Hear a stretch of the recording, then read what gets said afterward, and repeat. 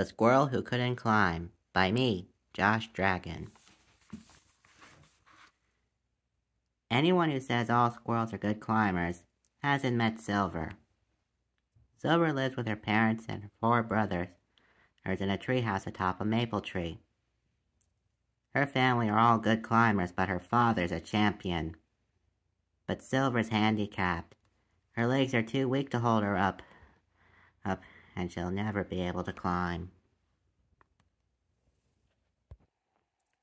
One winter's day, Renald noticed Silver was very sad. "What's wrong?" he asked. "My little brother just broke his own record in climbing," replied Silver with a sigh. "Daddy was so happy, so proud. He's never proud of me." "I'm sure that's not true," Renald comforted. "You may not be able to climb, but there are a lot of things you can do." "Like what?" "For one thing, you're the best friend I could ask for." Silver felt a little better, but her sadness returned when she got home. Christmas was just around the corner, and Silver's brothers were writing their letters to Santa. Wally, the oldest, has asked for a tape measure to see exactly how high he could climb. And Chester asked for goggles so he could see when he climbed Mount Everest. Gray wanted supplies to build a tree house, and Blackpot wanted a graph to chart his climbing progress. All Silver could think to ask for was the ability to walk. She felt like if she couldn't climb, she didn't belong in the family. The next day at school, all the kids were talking about what they were going to do during Christmas vacation. "My family's going to Hawaii," said Kylie. "My dad's coming to visit us from overseas," smiled Joey. "Mom and I are going to my uncle's farm," announced Renald. "What'll you do, Silver?"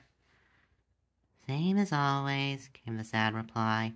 "Watch my brothers open climbing-related gifts while I just get toys and books." On the way home, Silver told Renald how she felt. "Mommy and Daddy are always so proud of my brothers for how well they climb. They'll never be proud of me." Renald shook his head. "My mom says good parents don't play favorites. She also says when you have a problem like this, there's only one thing to do. Tell your parents how you feel." The squirrel didn't think that was a good idea. "What if I make them feel bad? And if they do, they'll feel bad for you, and not themselves." Not being able to climb meant Silver had a lot of free time, and she used it in a constructive way. She was learning how to carve wood, and was making her father a very special Christmas surprise. "I hope Daddy will like it," as she said, and as she put it away. "It'd be great for him to be proud of me." "And why wouldn't he be proud of you?" Mrs. Squirrel overheard Reynolds' advice as she was preparing Silver's elevator. And wanted to know why her daughter was unhappy. When Silver told her, Mrs. Squirrel was shocked. "Silver, we've always been proud of you. You may not be able to climb, but you're kind and smart. And even if you could climb, we'd feel no different about you than we do now. Oh, you're our daughter and we love you."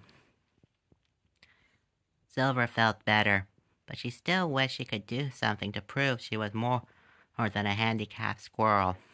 She soon got her chance. 'Twas the first day of vacation, and all round the rink were squirrels wearing scarves of red, blue, and pink. Daddy had warned them it wouldn't be nice if you were to fall through the thin patch of ice. Silver stayed on the shore. When Renald arrived, they started building a snowman. "Did you tell your family how you feel?" asked Renald. I told Mommy about it, Silver replied.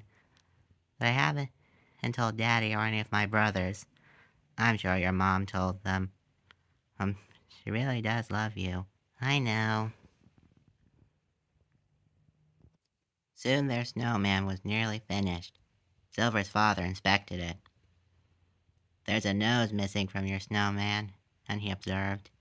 We didn't have any carrots, Daddy, he said Silver. Renald looked around and saw a long, thin pine cone. That'd make a good nose, he said. But I don't think it's safe to climb him up there. There's no tree too dangerous. As for the champion climber of Forestdale, scoffed Mr. Squirrel. Mr. Squirrel climbed the tree and stood on a branch to reach the pine cone. What he didn't know was the branch was dead and couldn't hold his weight. With a crack, it broke. And Renald and the squirrels watched as Mr. Squirrel fell and smashed through the thin ice. Daddy, he cried the squirrels. He can't swim, you old Wally. We've got to save him. Linking themselves together, the boys bellied out on the ice. I can't reach him.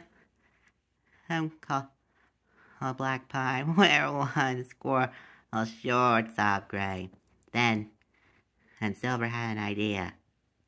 Help me onto the ice, Renald. The raccoon lifted his best friend out of her chair and sat her on her tail on the ice. Now kick me. Renald's mother told him to never kick someone unless he was defending himself. But this wasn't the time to argue about it. He kicked Silver across the ice, and Black Pine caught her arms as she slid by. Mr. Squirrel grabbed his daughter's legs, and with help from Renald, the squirrels pulled their father to safety. The squirrel family and their friend waited anxiously outside the hospital room as Dr. Fox examined Mr. Squirrel. At last he stepped out. How is he, doctor? Asked the patient's concerned wife. He has a nasty cold from being in the cold water, and his leg's broken, and from hitting the ice. He fell through, Dr. Fox explained.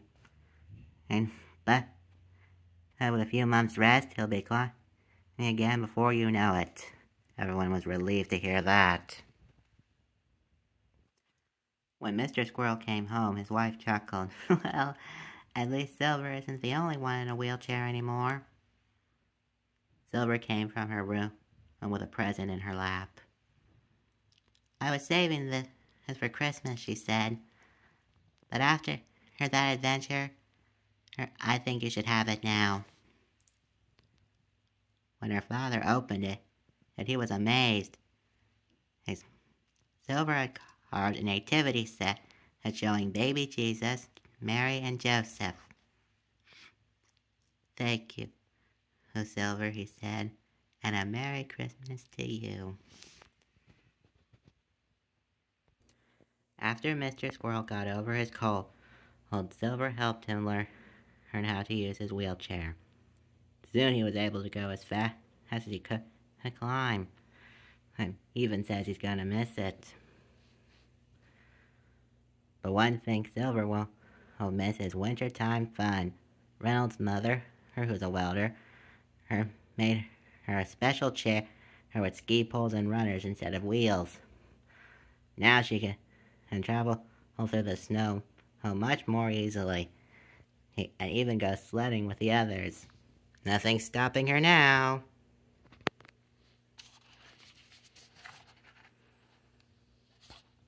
I hope you like the story. Please like, share, and subscribe. See you next time. Bye-bye.